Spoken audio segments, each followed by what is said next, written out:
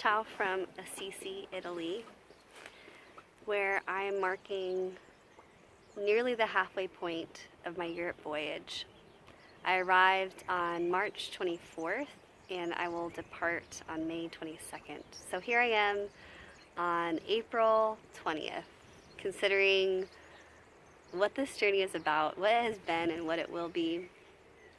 And first of all, I just feel super fortunate to be here. I am very blessed to have this opportunity, and I've been using this journal my friend gave me to document my travels throughout Europe. So I'm somewhere here at the moment. So far I've been to Ireland, England, Italy, and then next I'm off to Switzerland, Germany, Czech Republic, Austria, and then Sweden via Copenhagen, Denmark. Lastly, after spending some time back in London, I'll also make a last trip to Turkey before leaving Europe. So it's been quite an adventure. I still can't quite get over how old buildings and landmarks and relics are. It's incredible to touch and see history that I've read about in books, but for it to come so much more near and be so much more real. I think especially being a Protestant Christian, I haven't felt connected very, very closely to the Catholic tradition.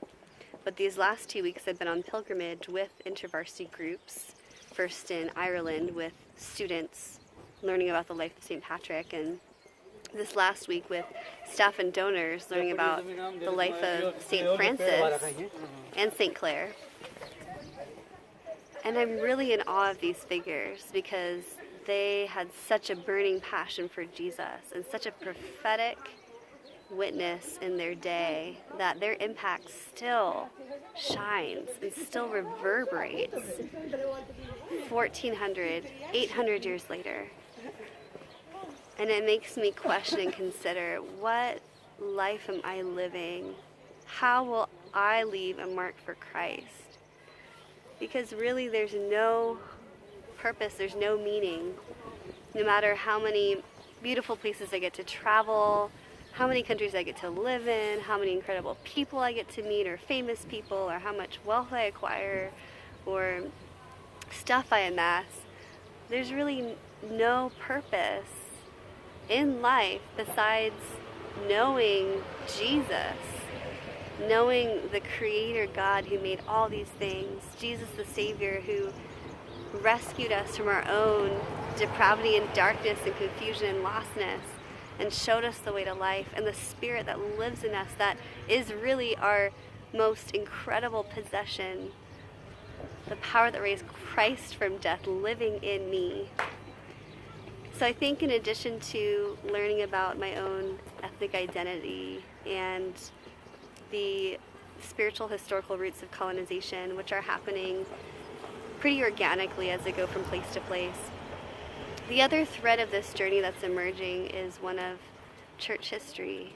And how do I understand the history of the people of God from the time Jesus came and walked some of those cobblestone streets throughout Jerusalem, to the apostles who made it all the way to Rome, and even as far as England, and I've heard St. James went to Russia, Paul, I believe, went to Spain. So incredible how far the gospel had already spread in the first century, and then the saints that followed them, and the Christian empires that were set up to try to institute religion, the different waves and cycles the church has been through. I look forward to soon going to Wittenberg, where they're about to celebrate this fall the 500th anniversary of Martin Luther nailing the 95 Theses to the church door, which really initiated the Protestant Reformation. So the split of the Protestant strain off of the Catholic Church. And that's really what I come out of. So I'm interested to consider how my life factors into that line of history, and how will I live into the purpose God has for me in my generation as a cross-cultural individual. And now that I've been able to take this trip that the Lord has been so gracious to bless me with, wow, what's next? It just feels like an open door of both beauty and suffering that this road ahead of me has as I continue to follow in the feet of my Savior. So thank you for those of you that have taken time to follow my journey via my vlog, this vlog, my blog on crossingoceans.org, my Instagram posts, and I really appreciated any of your comments and feedback, or just saying hi or saying I've been there.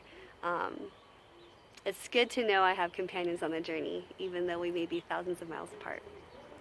So I want to say thank you, gracia, as we say in Italy. Actually, grazie, as this older man taught me today. Grazie. And I love you.